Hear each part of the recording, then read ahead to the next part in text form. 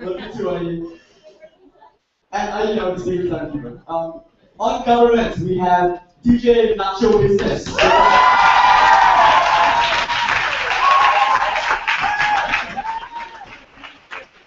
And in opposition, we have SPA.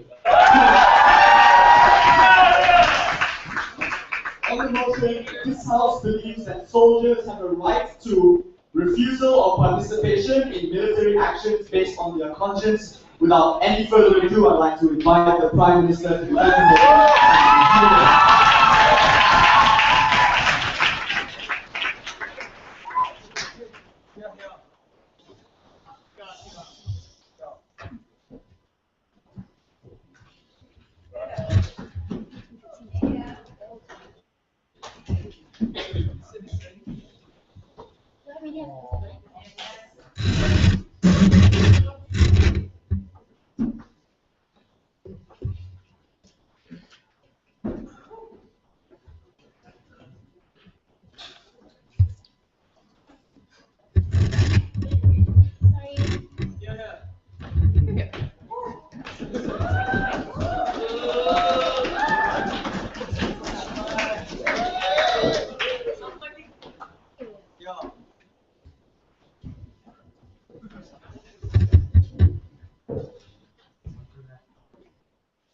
When soldiers from countries like Israel, Japan in the past, and also countries like Singapore, when they cannot opt in to the military prescriptions that are forced upon them, we think they need to be able to opt out of the system if they believe that it's something that they cannot fight for and it will affect their ability to fight a certain war.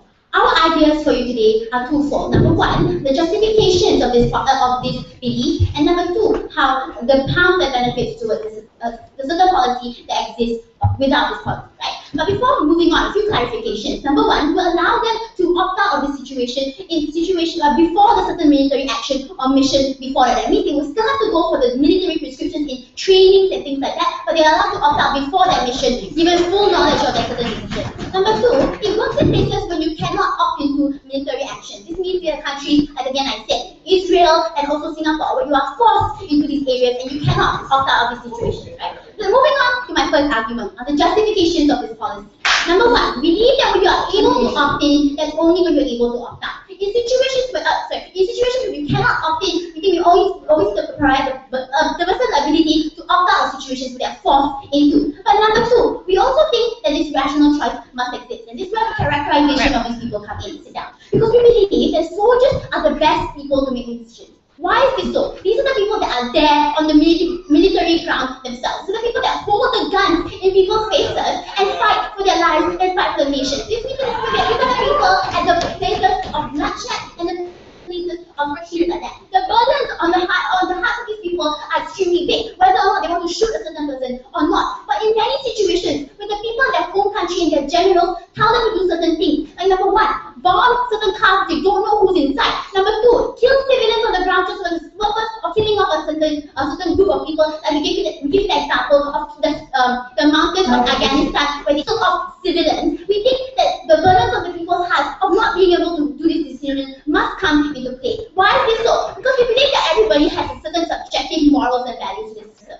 This means that certain people might be very pious in their religion, and they believe that it's not in themselves and it's not the will of their God to do certain things and murder civilians on the ground. But moreover, you also have people that are mentally and psychologically weak. This means these are the people that certainly cannot do certain things, they cannot undertake all these kinds of psychological burdens. We think that in this situation, we must allow a way out for these people to have their conscience and their morality being something that enables them to further fight a better war in that situation. Before moving on, yes. The right to refusal, as described by the info slide, considers this right in circumstances when individuals are forced into military. That means if they were forced into it, we already award them this right. This speech is truistic. In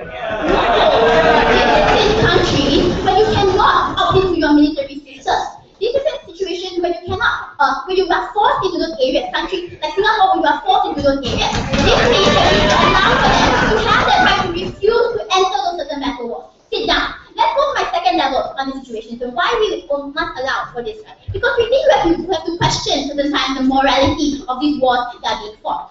So our conscience of the state fighting a certain war must also be the conscience of the people on the ground. This means that there has to be a collective conscience of the soldiers as well. If these soldiers believe that this is something that is morally abhorrent, it's something that they should not be allowed, we think we must allow for them to opt out of this. But moreover, we think that there are a lot of harms that exist when you don't allow for them to do so, right? We think that the harms exist, number one, in their ability to fight the war to begin with. Why do you want someone that cannot fight the war to force them to fight the war anyway? Because when you have someone that believes that if I kill a civilian, I am a murderer and I will go to hell, I will have blood on my hands, we believe that these people become number one hesitant in firing the gun. They will also become people that they believe that it's not necessary for them to be in the war anymore. If they get captured, they lose their morale ever wanting to release themselves from capture. These are the people that are more likely willing to die anyway, because they're more likely to become the casualty in war because they don't believe in something that they should be fighting for to begin with. But number two, we think it causes a lot of post-traumatic stress that exists in that scope. These are situations in which soldiers don't opt into those certain areas, and it creates horrible, heinous things that happen to them in the future that they have to live with for the entire of their lives. This is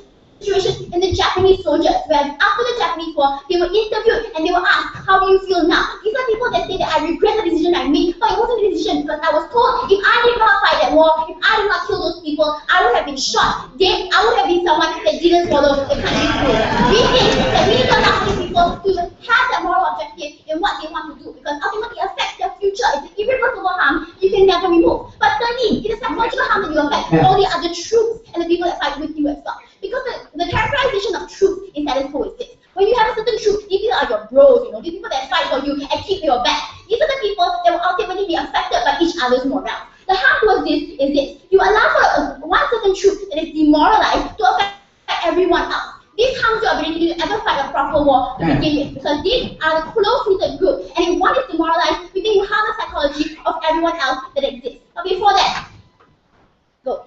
Ma'am, maybe you didn't understand what Kishen said because it's pretty clear. I don't know why you didn't get it. But this policy already applies to people who are forced in nature. You need to tell me why this extension needs to exist for people who volunteer into the military army to begin with. We don't think it's about that, but even if it's about people volunteering into that decision, I'll tell you why it's still harmful. Because sometimes when people enter these kinds of things, the general and the people on the head of the army don't tell them that what they're entering into. And that's specifically harmful. If you don't give them the full picture and you don't tell them what. In this situation, when you allow people to opt out, that's when you allow for them to be more incentivized to tell you what you're getting into. They give you full knowledge on the existence of the problems that exist and what the war is. How does this help? Because it benefits that just war being fought. This means that the state must justify the kinds of war they're going into. This means that the wars become something that's justified and something that is good. They will have to place on the benefits that exist if you win this war and the harm that happens. This means that in the soldiers' minds, they have to make that rational decision and that rational calculus that exists. Why is this so? If they will have to benefit out whether it's more likely for them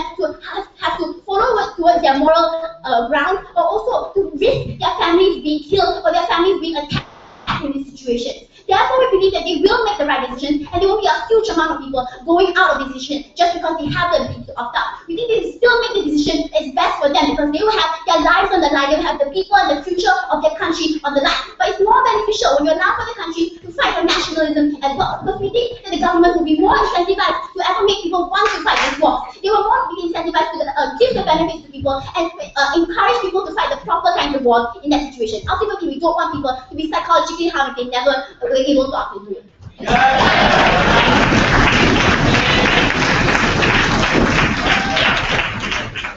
Thank you, Professor. We now like to invite the leader of opposition to open the case to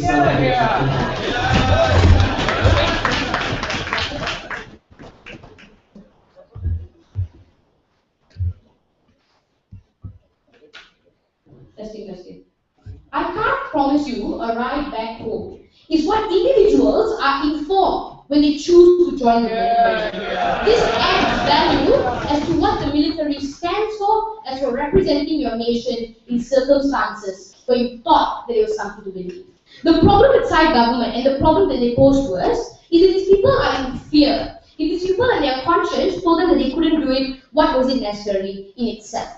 We're going to argue to you, firstly, even in circumstances where there are personal beliefs and conflicted beliefs, in most case scenarios, why is it still wrong? Secondly, if there are preempted beliefs to begin with, that means beliefs that you derive from being part of the military, Why is it even more harmful that you construct beliefs and argue against them? And thirdly, we're going to give you two arguments. Firstly, how sacrificing personal beliefs is the greater good in all essence, and secondly, the capacity for a soldier to do or a battalion to do what he can in the battlefield, even if it's not in his confidence. But before that, a few levels of rebuttals. Because the characterization that came from the Prime Minister is that you're being forced into these areas. Firstly, you join the military as a person who subscribe to all their regulations within society, within status quo. But let's give them the benefit of the doubt. Even if you're forced, the moment you enter the military as a voluntary person and your general didn't tell you what's going on, right? Firstly, that's an argument against regulation. But what's the second level of response to this? Being part of your own country or representing your own country in a military action or invasion excludes you from conflicts from all other nations within society.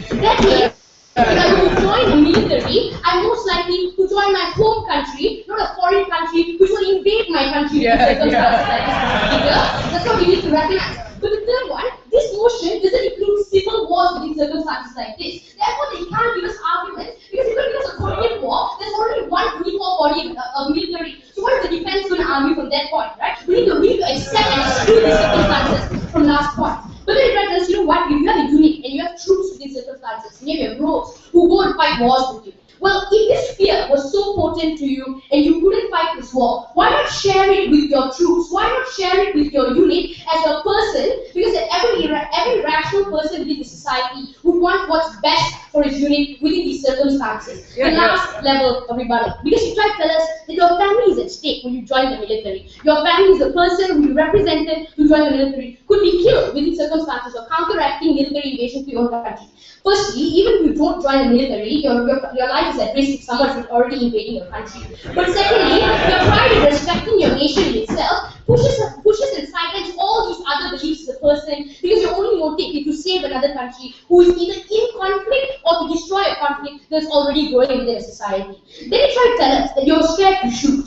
You're scared to be pointing a gun at someone, you're scared to murder. Then why don't you join the military, Mrs. Peter? Every invasion on this planet requires you to shoot a gun within circumstances like this. But then she ended her speech by telling us, you will die as a person with dignity. That is the criteria that what we want to stand as a person who's joining the military. We don't want people to cower out of these circumstances. She contradicted herself by that argument. But my first argument, sacrificing personal beliefs for the greater good. If we can argue that consent was already applicable, because we're not going to argue in states where people either indoctrinate their individuals into believing that going to military is good, or states that force people into believing that this is the option to make. This is a case that argues in a circumstance there's no influence towards this particular individual, where you can see any form of negative impulsions, what was it necessary that motivated him to be part of the army. That's why when you join the army, you know what you're doing. Because it's not a small decision that people make in their everyday lives. Considering that you have to kill someone, considering that you have to save civilians and put your lives at risk, we need to recognize that this goes along all the other big, giant decisions that people make in their lives as a spectrum. That's why we can safely assume that everyone within the circumstances is already a person who's rational, a person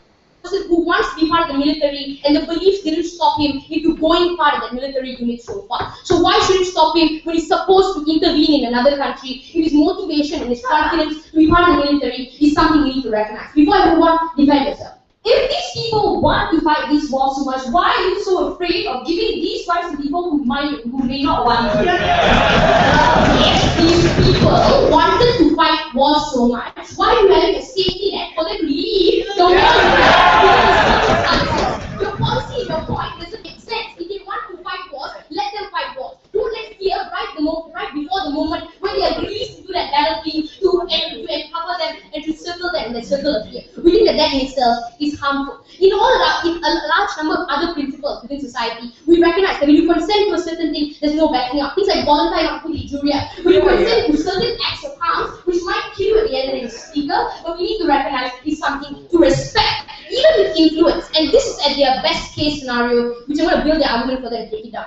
If a person was influenced into believing that he should join the military, because this is what they said, right? In countries like Canada, in countries like Singapore, in countries like Japan, joining the military is a norm, or joining the military, because this is what I'm trying to safely assume, which is the best case scenario. Under that paradigm, if you're a person who believes that joining the military is something good, why would you ever want to leave the military? Why would you be a person who was influenced? Why is it a one-way thing within these kinds of circumstances? We need to recognize that, especially in countries with these forms of protection, individuals are making these private choices. But on third level of analysis, we increase the value of being part of the military at the end of the because it's representing your country. Why should you be allowed to cower out of it? Why should you be allowed to let your country down, one man at a time, at that point of time, in your country that you're protecting? Every person counts in these circumstances. We need to recognize that a plan is made to these people on the line. There are plans made with the number of troops that you have within the society. Why should you be allowed to be the barriers to a perfect plan of intervention, or barriers to a perfect plan of saving refugees within these kinds of circumstances? Second argument, the capacity for a battalion or a soldier. Because this was preempted that they would argue. They would argue that shooting a gun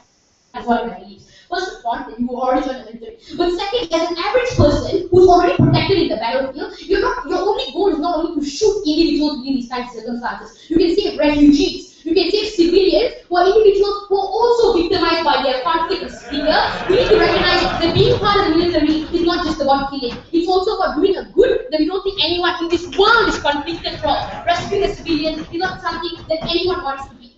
Even in circumstances like this, we value every contribution. So let's take the argument at best that this person could dysfunction in the middle of the battlefield. Being a person in that battlefield and representing your country, striking fear into the opponent is something as a contribution enough. We recognize that everybody counts, but up till that point, if you're motivated to join the military already, why should you be able to be buried by your own conflicts and your own beliefs that were indulged in the moment?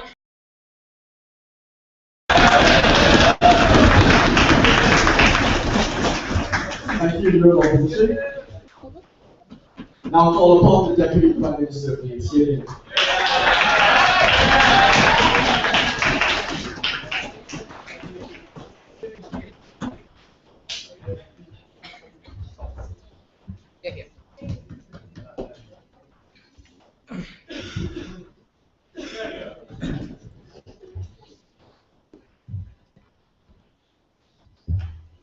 There are two burdens which Eliza told you which side government tried to fulfill today. Number one, how we fight more just and necessary wars. Number two, when we fight those wars, how we win those wars. Those are the consequences which it didn't deal with coming from Kishen's speech. I'm going to show you why today.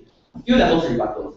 They want to debate on the context where it's voluntary. Look, if it's voluntary, they question us, why do you opt in the first place? This means there are certain flaws within the system that has to be countered. What are certain flaws like we argue to you today? This means that people willingly go and join these wars because they believe that they are doing the best for the citizen. This means that firstly, they don't know the full consequences of being in that war in the first place. This means that they haven't actively been in that war in the first place and therefore don't really know the situation on the ground, the casualties on the ground, the bloodshed on the ground, which is horrific to begin with. Secondly, and Kishen already told you this, right? Kishen explained his speech perfectly for us, right? How it's so easily persuaded by military recruiters. They come into your house, knock on your door and say, if you don't join this military, you're not protecting your families. These are forms of coercive, subtle coercion which happen in society today. These are things which individuals can't process at a point of time in a rational manner because they believe my family has to be protected at all costs, and even though I don't know that my life has been risked at that circumstance. Furthermore, they don't really see what it's like in the conflict zone itself. These are only soldiers who have been in the war for 10, 15 years who actually know the horrors of war. Their side are people who have never been in the war before, joining just because you think it's fun to hold a gun and play like,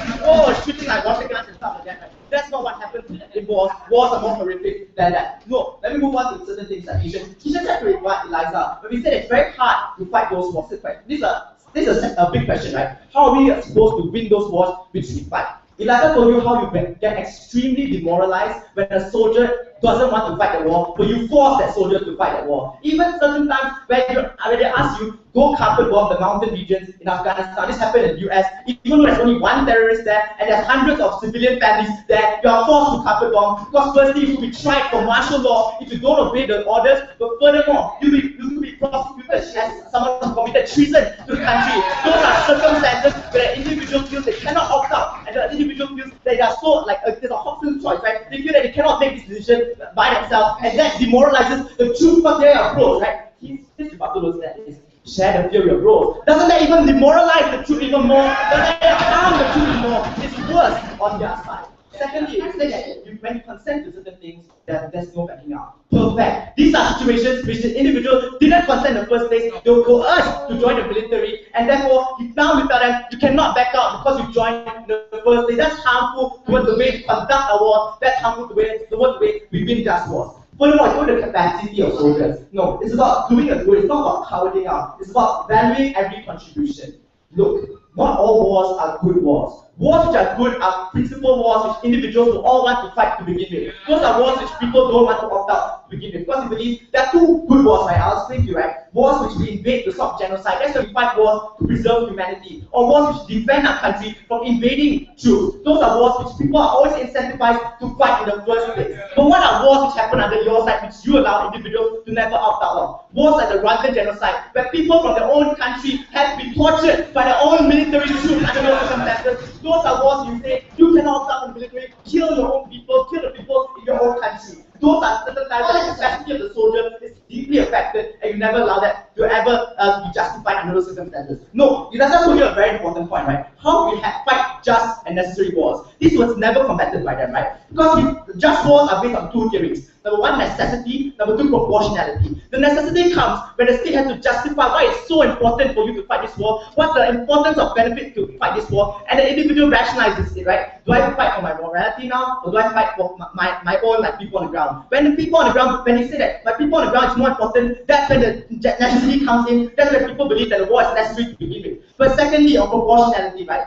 This is when the state, when people opt out, there's less numbers, right? The state has to use the human capital to the best capability. That's when you fight more just wars instead of wasting their troops fighting a war which is unnecessary, using unnecessary invasion towards countries which didn't need it in the first place, and to harm further people on the ground under those circumstances. We don't want that to exist, but yes. I assume that you know in Afghanistan it's not a choice to be part of the military. But even if, why do we have to spend all our resources training everyone when this small minority is going to go to war? Why can't we concentrate our resources on people who are all going to that war at that point in time? No, different missions have different moralities.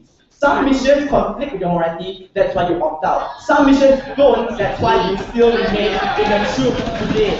There are reasons why people want to opt out of certain military missions because it directly conflicts with their morality and they don't want to participate in murdering civilians on the ground at that point in time. Where there's benefits towards war like defending the nation, that's when people would definitely want to opt in and protect their families. We see that they don't understand the delineation between those two. No, what's my argument for today? Why war must consist of conscience and morality. We have things which exist within society today, like the NPT and the IAEA, which ban nuclear warfare. We have things like the Geneva Conventions and the ICC, which criminalizes war crimes. This is proof that morality and conscience has always been taken into account in terms of how we fight wars. Look, the morality comes with this, right? People don't fight wars to destroy life. People fight wars to preserve humanity. That's why humanity has always been a principle in forming these laws and international regulations to begin with. If people who are soldiers themselves, active participants in war, believe that it's against their conscience to do such a thing, such as murder civilians on the ground for the basis of just capturing one terrorist, which was on faulty information to begin with. Under those circumstances, why would humanity ever be preserved? How would wars and the purpose of wars to begin with ever be preserved under their side? They corrode the purpose of wars and you say, we fight wars because the general tells you to do so, and you obey every single thing, otherwise you'll be shot in the head,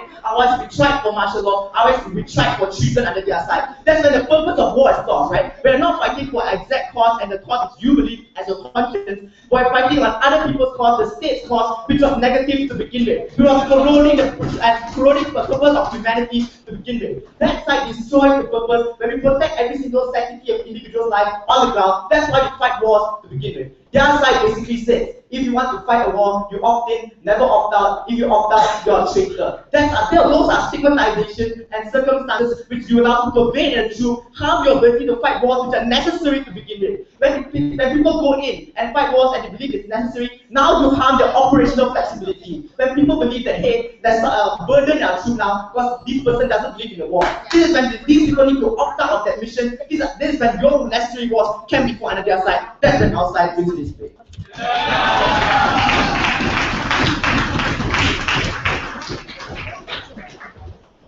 Thank you, Deputy Prime Minister. And to further the case for the opposition bench, let's have our Deputy Leader of Opposition.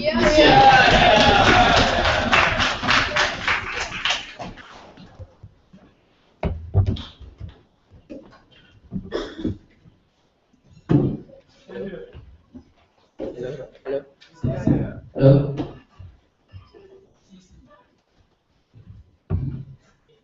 When you participate and volunteer into something, you have to suffer the consequences of your decision. Because that decision affects every individual of your battalion, that decision affects every individual of your nation, that decision affects the reputation of your country when you go into war. These are the consequences of your decision that you have to take into account before you simply willy-nilly walk into war and say, I want to become a soldier. It doesn't work like that, Mr. Speaker. There are two things that happen in this war and side government ignore. Number one, when you're already forced into war, or number two, when you're not forced into war. Number one, when you're forced to become an army or a military combatant, you're already given this right to opt out of the system to begin with. Number two, they have to tell us why this exact principle had to extend to people who volunteer into war within status quo. We don't think it is that within this sphere, we think they lost the debate. But what a few responses they had to our case. Number one, they told you that you had never had consent and therefore you should have the ability to back out. No, you have every consent. Before you say I want to join, you should have thought about the decision whether or not I want to join the military to begin with. But number two, they told you that not all wars are good and then therefore people have to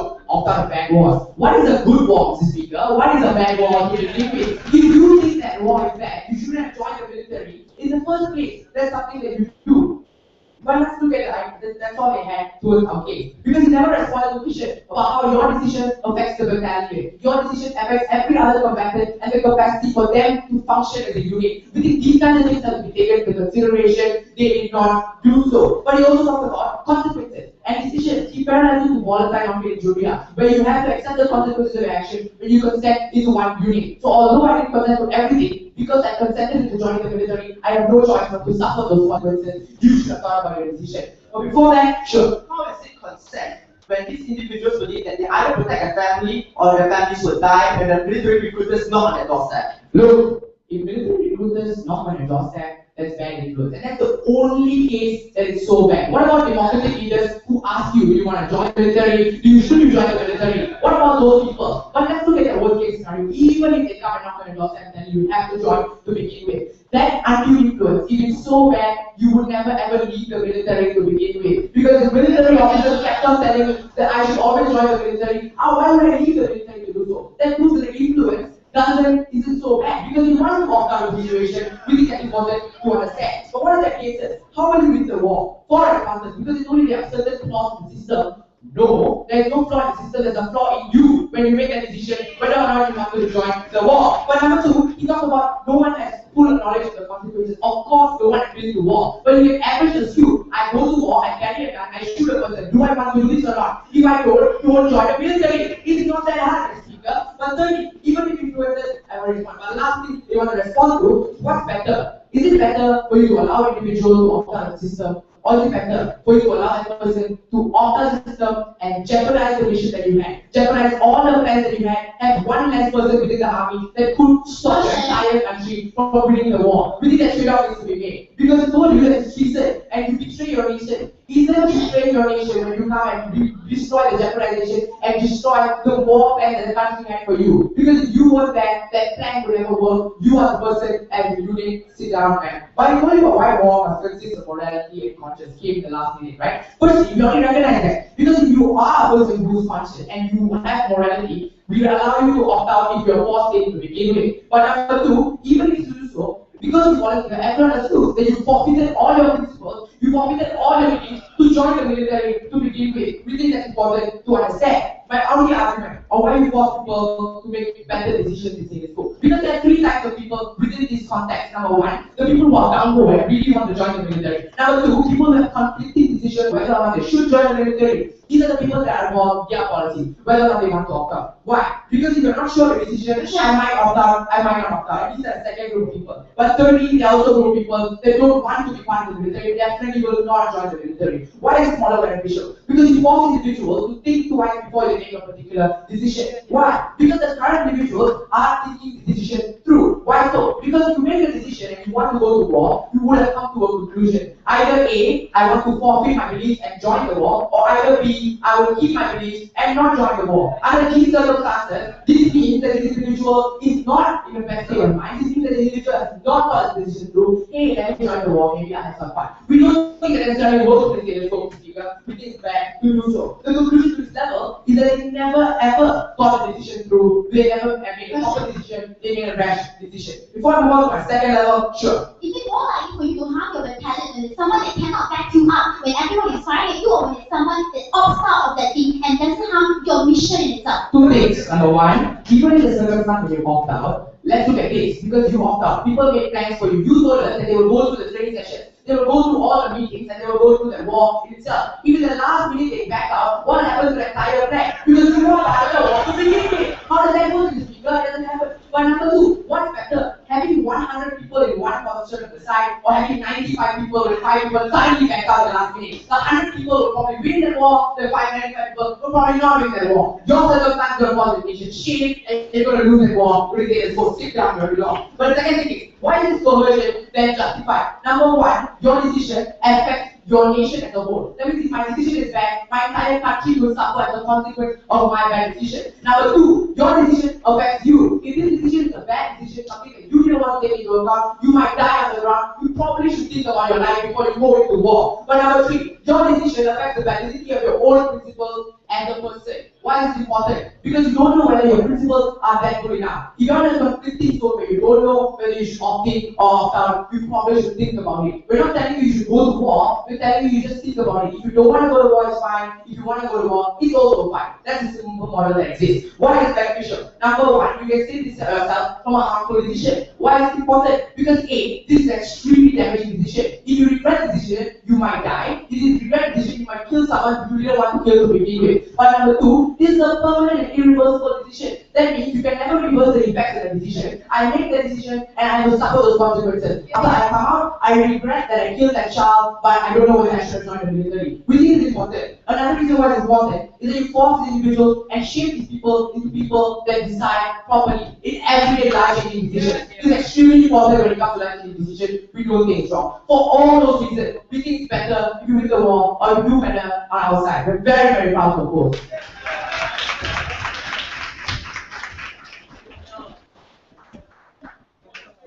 Thank you, Deputy Opposition Leader. Now let's have the government whip, please. Here.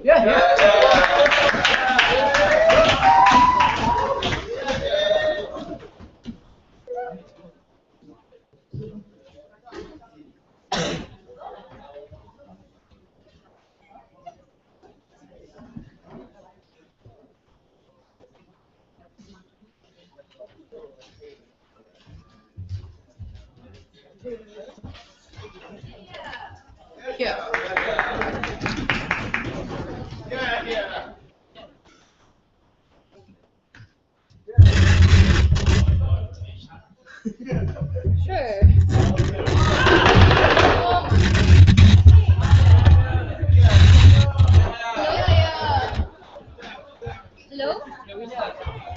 Yeah. Hello? Yeah?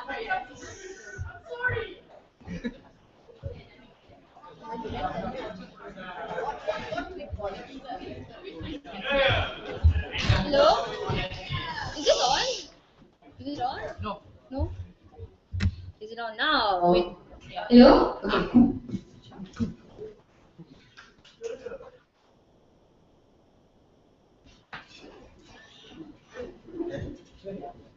The only harm that side opposition tried to bring to you today was that you jeopardize missions. But from the get-go, we already told you that you jeopardize missions when you send people who aren't even sure if they want to do what you want them to do onto the ground. That's when you really cannot do anything, because the people that you put all your chips into don't want to shoot. They're hesitant, they're very likely to be captured, they're very likely to be shot on sight because they're not clear on what they want to do. They are the people who are jeopardizing their missions, not us. There are two questions we need to ask in this debate today. Firstly, how do you make for better wars in general? And secondly, when are soldiers most effective? Let's take a look at this. How do you make for better wars? Because Kishen tried to give you this idea that we need to have a utilitarian calculus, right? That you need to weigh patriotism over your personhood. we think that if it's such an important benefit, right, that people need to understand that if they don't go to war, the entire country will die, we think that that's something that any rational person will be able to set their beliefs aside for. So who is this debate about?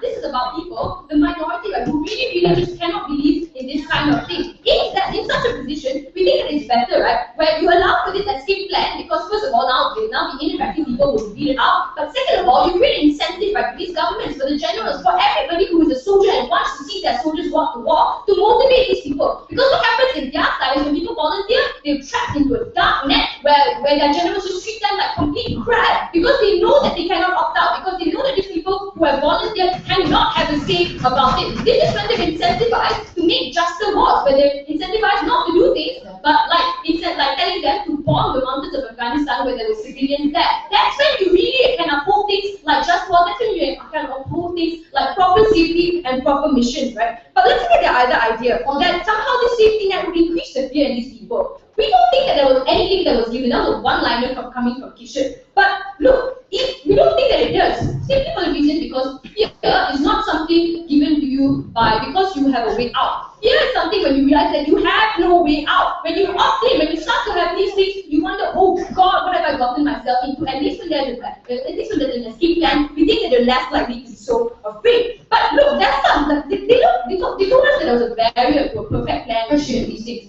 We think that if the plans were so perfect to begin with, if there were things like rescuing refugees, as Kishen tried to say, we don't think that any sane person would not want to participate in these kinds of things, right? Because he tried to tell you that the majority of the soldiers will suddenly go off. If the majority of the soldiers want to leave this war, isn't that already a red light that these wars are incredibly unjust and immoral? They're talking about a world that doesn't exist here, right? But let's also look at the idea, the misconception that it would be a last-minute backing out. This was harmful. We told you it's not a last-minute backing out. You train them, you give them like a sheet. Okay, this is what we're going to do, guys. This is the plan that we have. Do you want in or out? And then they write down the people who want in, and then they go on with the plan. Right? It's not as if they back out the moment they fly you on the ground. I've got the gun. I'm looking at the guy. Oh no, you know I'm flying with that. This isn't going to happen. Okay. But let's look at what we talked to you about and how we make a better war. Because Evan's point on how we already incorporate humanity and morality into wars is already very evident in status quo. Things like the Geneva Convention. Clearly, universally is agreed that you need to have morality in wars, which is why we need to extend this to people. Because, look, even though they try to say that you make an informed choice, that's not necessarily true. Right? Because you don't always have to have war at the moment of your conscription. Right? You're sometimes conscripted and you stay as a soldier for 10 years. How are you going to know about the wars that you might have to fight in 10 years, or even in 5 years, or even 1 year, right? There is no proper information in their side. That's why a rational choice cannot occur, right? Because a rational choice involves full information, which they are just simply not in the capacity to give, whether or not they opted in or not. But let's also look at the idea that you need to just give them proper regulation, right? Because I can't promise you go home is enough of regulation to inform people. That's not true, right? We think that if people, however, do make that decision that they are more patriotic than they are moral, then we think that there's something that they can do. At the end of the day, the only side that incentivizes people to make better wars that are more majority standards is our side. They have the side that allows generals which stand for democracies and armies that do things in the name of humanity.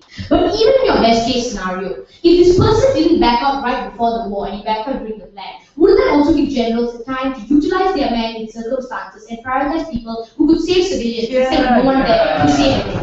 That can still happen in our side, sir. You are not fighting for our benefits. Thank you. Let's look at the second idea. No, thank you. When are soldiers most effective? Because they told us it's most effective when you force patriotism onto them. The reason why we're even having this debate is because we understand that as much as patriotic as some people are, sometimes they just don't want to go to hell for certain things at the expense of their country, right? We think that if they were forced to, definitely that's why this right exists. But look, if they volunteered, we think that they are patriotic. But if they have to weigh their conscience open, we think that these are a minority of people clearly. But more than that, we need to allow for this because all the harms that went unengaged upon. We told you that when a person is psychologically weak, when they look at a mission, when they've been through too many missions, they're just so hard, but they're still on contract, they haven't finished up their 2 years, that's when they're so ineffective, that's when they hold a gun, they shake, they don't know if they want to take these people hostage, they don't even know the reason why their general put them in, because usually generals just go, you need to go in here, you need to shoot the people of this village, they're bad for us. Generals don't usually have the incentive to tell their people why they're going for a mission, simply because they know that they can't opt out, right? That's why it's so difficult. But on a bigger level, we told you that it harms the troops as a whole because these people are weaker, right? They're more likely to bend to torture, to give up information, national secrets, because they just didn't have the will to be there anyway. But more than that, no thank you. But more than that, we told you that one bad apple ruins the whole basket, right? No matter what they try to say, that we need to share the load as grows. Sharing the load is bad, especially if you're sharing the load of thinking, hey guys, I don't think we should be fighting this war, I think this is bad, and they try to rationalize with everybody else. That's when their decisions become even greater, and because none of them can opt out, that's when all of them feel as if they shouldn't be shooting, they second guess themselves, they second guess their generals. That's when a war is ineffective, that's when a war cannot be won. At the end of the day, you need to think about this, right? How do people usually decide to go to war? Who is the most effective kind of people to go to war? People who sure volunteer, but people who don't really know if they want to be there anymore, or people who genuinely want to be there because they believe in the values that they talked about. If the wars that side of the decision talked to you about were as beneficial as they said, people wouldn't opt out anyway. This is a safety net for the majority of cases who really would be so ineffective if they didn't do so. Those are the people that we are fighting for. You need to think about this, guys. Going to war is an irreversible harm. This is not something that you can comprehend just from some papers that your general gives you when he knocks on your door. This is not something you can comprehend from just watching a bunch of war movies. If they've been in a few battles themselves, they decide they don't want to go to any more. That's something that they need to decide then. Thank you.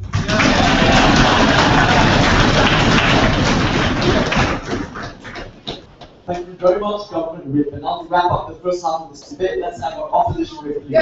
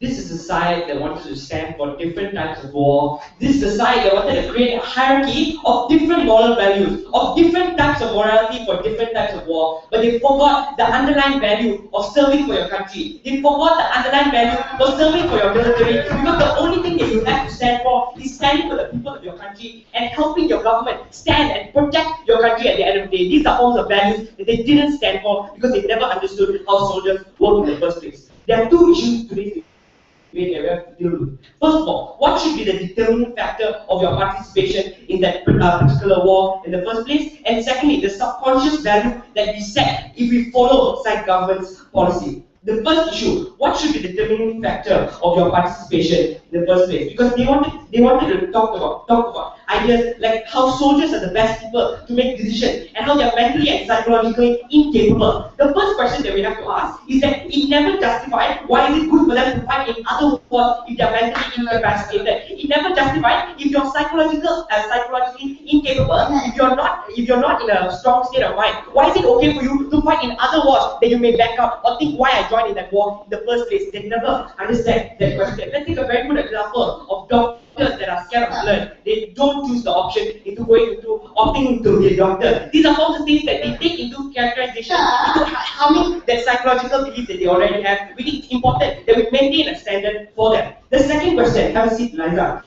This principle that they said allows for fallbacks. Because even if you're in another mission, you may think or be confused of whether should I have opted out from going into this mission, or whether should I have opted out into not going to this battlefield at the end of the day. Even if you didn't realize that your conscience told you that you shouldn't have fought in that war. Then when you enter the battlefield, when you have to shoot that person down, then only you realize maybe I shouldn't have came for this war. These are options or principles that we shouldn't allow for soldiers to even rethink back. Because we cannot facilitate a circumstance where the principle might confuse them, because they only have to stand in their country and for themselves. Because morality is based on what your country sets for you, especially when you're a military, when you're a soldier.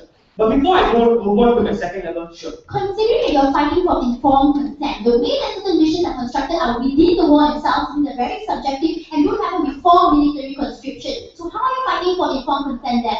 That's a problem. Like, it is not necessary for you to know every in-depth detail to fight that war at the end of the day. You just need to know who the opponent is. You need to know where they're taking you at the end of the day. That's all you need to know to shoot that person down. That's the decision of why generals don't have that incentive into telling you every single detail into before going into that war in the first place. Because that's not what a military person needs to know before he fights that war in the first place. It's not a history class, it's a battlefield at the end of the day. Have a seat.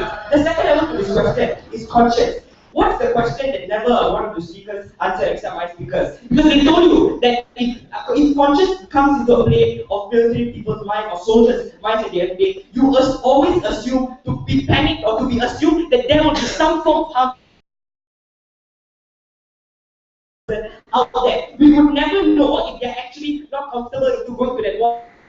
Or if they're actually just scared at the end of the day, because you provide them with the principle of being conscious to measure, the way of conscious into measuring whether they're scared or not. We don't think it's a fair measure. Because humans always fall back to emotions. We think that if you let emotions be a part of the situation, fear will always strike them. Even if they don't believe that you're going to help, they shoot that person down. That the first thing is that why do you even join the military to shoot that person down? You know that every other day, on a daily basis, you're going to be shooting people down. But secondly, you will never know if that person is really scared and he doesn't want to join the battlefield, or whether he really like to go into the war because he's scared he might die in that war in the first place. We don't think this principle is fair. The second level to this, they wanted to harp on idea that generals don't have an incentive to tell their soldiers. As I already told you, they only tell you what's necessary. They only give you the details that you need to know to fight that war. You don't need to study or take an exam based on that war, because you don't need that analysis to fight that war in a particular way, because all you need to know is that you're standing and protecting the people of your country. The second level, or the second issue in today's debate, is the subconscious value that we set, because they wanted to argue for people like the troops. They wanted to argue for your bros that you will fight with in every other war. We think that it's the only thing that is demoralizing is when you don't owe a duty to that troop that fought with you in every other war. When you owe that other people that killed that other person who may have killed you. These are all the things where military people or soldiers owe a duty to that troop, because you might die together or you might die alone, and then go to the battlefield. These are all the instances that you don't know who will die in the war, but however, it's about being a unit, that value that we create, and to being a soldier. Because that's when we bury you with your flag of your country, because we show you that you die with the dignity of your country, you die with the dignity of your troops at the end of the day. This is the side that will prioritize being selfish. This is the side that will prioritize allowing for your values to come into play of fighting that war in the first place. We don't think it should be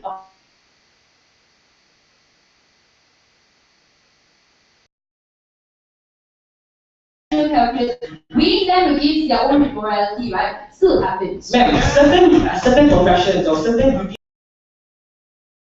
doctors who have a duty of care, or to go into that surgery even if you don't like that person that you're carrying out the surgery to. These are all the people that owe the society something, that owe the duty to the people, that owe the duty to the government, because you took a say into entering the profession. You took a say into doing what's best for your country. We don't think you back out like a coward. The second level of this is that they talk about ideas of how there are laws in wars, things like Geneva Convention and so on and so forth. And then they still wanted to argue on the basis of what's a moral war, or what's a justified war, or what's a not justified war. If there are things that regulations or laws for wars to be fought, so it basically brings down all the points about what's a just war or what's an immoral war. We don't think it stands at the end of the day. But even if they want to argue on the basis of it, what's a just war or what's not a just war, we think that you stand for the principles of your country. You stand for what your leaders tell you to do, or what your military generals ask you to do in the first place. Because that seminal value is that you have to protect the people of your country, because they are in need of you. They are in need of that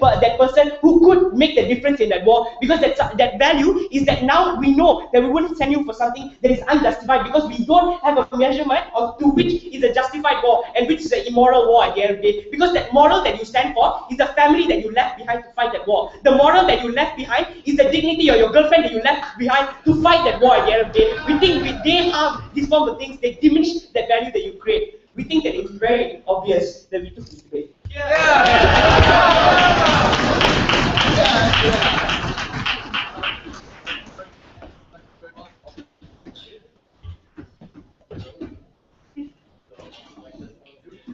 Of course. And now for reply speeches, let's have the opposition reply.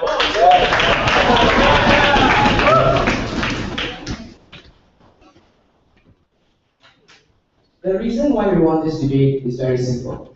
One very simple question that was asked by Kishen from the beginning of his speech was still not answered and still not responded to. We think, although they tried their very best, they didn't do so. What was that question?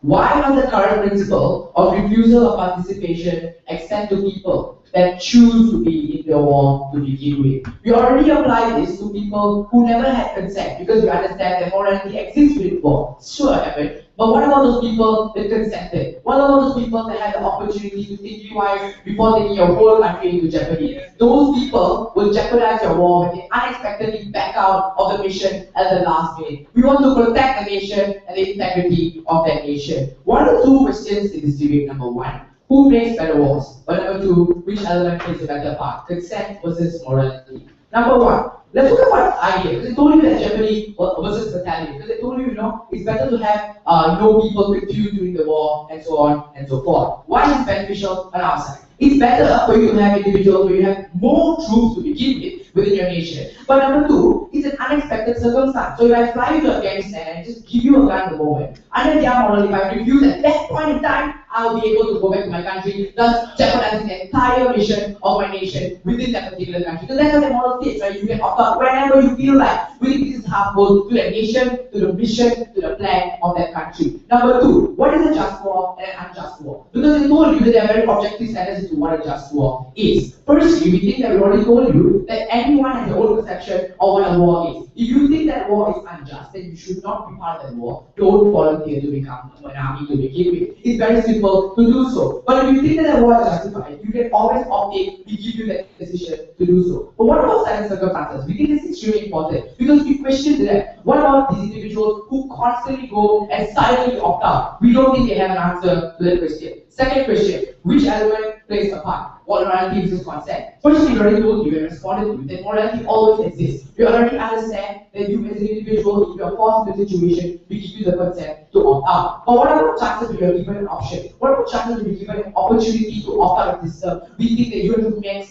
maximize the usage of that option to begin with. If you didn't maximize the usage of that option, if you made a bad decision, you have to suffer the consequences of your decision. That is volatile, not paid. In Julia, last question, last level please. Because morality doesn't exist because you're given a choice. What will happen in their world? What will happen in our world? How will these worlds materialize to be which world is beneficial? On our side, we can see that some minute people will suffer as a consequence of this. But the majority of people that you see, as a result of not jeopardizing your mission, as a result of not backing out at the last moment in time, thus harming your entire nation's plan, will be a benefit they're willing to take. You also form a world. Because there was an argument that was not responded to by Deborah. What about the people? And my argument on how you force individuals to think twice before you make a particular decision. We don't think they always respond to this particular argumentation because it's important for you to decide something that could cause your life, that could be permanent, that could be damaging. If you chose not to think about it, you should probably suffer with those consequences. We give you an option. But what happens is your worst case scenario? This is your worst case, right? You were indoctrinated, you were in a dictatorship, and these kinds of circumstances exist. Firstly, if you're indoctrinated so badly, you will never want to opt out of the system to begin with. That proves that within these circumstances, the influence isn't that bad. Because if the influence is so bad, you will opt out. So in this circumstance, the influence isn't that bad to do so, that's proving why you might want to opt out of the system. What then happens? It means that you made a decision in a rash manner. That means that you have to be have the ability to make proper decisions, especially when it concerns your life, the life of your troops, the life of the people within your nation. You don't talk about dignity, which is extremely important within this debate. Under the hour, any unexpected circumstance will be taken into account. At any point in time that could jeopardize your mission, at the end of the day, it doesn't matter because I respect your dignity. You had a choice, you maximize that choice. Thank you.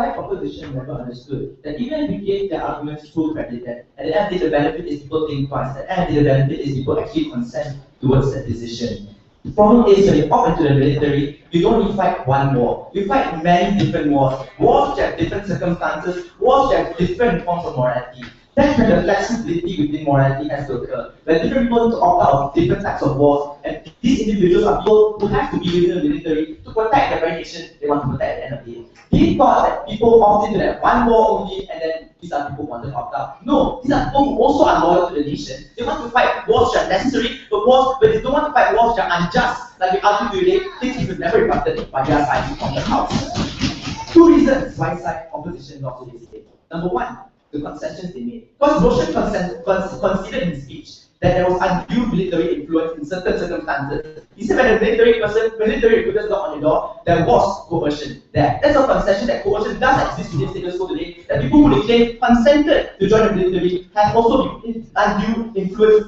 towards going to join that military under those circumstances. Because I told you many different reasons why people don't really know the full consequences of war. They haven't actually participated in the war itself. They don't know that people they are killing are sometimes actually civilians on the ground themselves. They are merely told by their generals or given a paper by generals to say, hey, you want to join the military, it looks cool. And the guy said, yes, because it protects my family. They don't really know the different circumstances in war, and there are some wars that are just, some wars that are unjust, and you must allow people to opt out, to flag the red flag and say that some wars are just, and that's why I need to opt out of this very war. But look, even if we give the argument value, even if there's consent, there are people who also would like to opt out of unjust wars, right? So people who want to remain in those wars are people who believe that those wars are unjust to begin with. There's nothing against their morality in those situations, and they're fine with that. The people who opt out are showing a red flag, right? These are wars which we don't believe is in line with the principles of my morality. These are wars which against my family's morality as well, and all my religion and things like that, right? These are wars which should probably not fight as a state, which should probably not waste our human capital on. And those are red flags the state needs to take into account. Those are red flags that they didn't want to argue against. Second reason why they lost, they never answered the two biggest questions. I specified explicitly in my speech what were the two biggest questions. Number one, which side fights just wars, and number two, which side wins those wars. In the first question, right, which side fights just wars? The only rebuttals came in NImalan's speech, right? Where it said that the laws exist and those laws already circumvent the terms of violations of morality and things like that. But that's exactly why those principles must extend to people on the ground as well, right? Because they agree that there's an objective form of morality in terms of how wars must be conducted. They agree that there are objective morality set by the international community themselves, and those objectives must be met by individuals on the ground. This is when you must allow individuals to exercise their morality on the ground itself. Because the more you see people violating those laws, like in terms of the Rwandan genocide, in terms of the unnecessary invasion of Afghanistan, that's when people need to opt out of those wars to show the red flag that these are probably wars we shouldn't fight at the end of the day. These are wars we need to save our people from wasting the human capital on at the end of the day. Because even in Roshan's replies, he considered that morality must exist within wars. When you say that, then you also agree that in your speech when you say that if you consent, then you fulfill morality, it's not true at the end of the day. Because if you consent, at the end of the day, morality must still exist within wars, morality must still prevail. And the second question, which side wins those wars? All their harms, right? Harms plans, harms troops, harms people in the nation, jeopardize the nation. These are things which also exist within military constitutional wars, but they're okay with that, right? Why doesn't the principle apply then, right? But secondly, those harms are largely mitigated because people who opt out of those wars are minorities to begin with. Thirdly, even with all their harm stands, the exact harm that they propose also exists under their side. Because they never really counter this idea that people who don't want to fight the wars are dead weight, right? They harm the operational flexibility of the troops, they demoralize the troops, and Kishen's answer towards demoralizing troops is share those fear with your troop members. Isn't that even worse than those situations when you demoralize the whole troop, you lose the whole war at the end of the day? We don't see how the side answer those two questions we've been dealing with.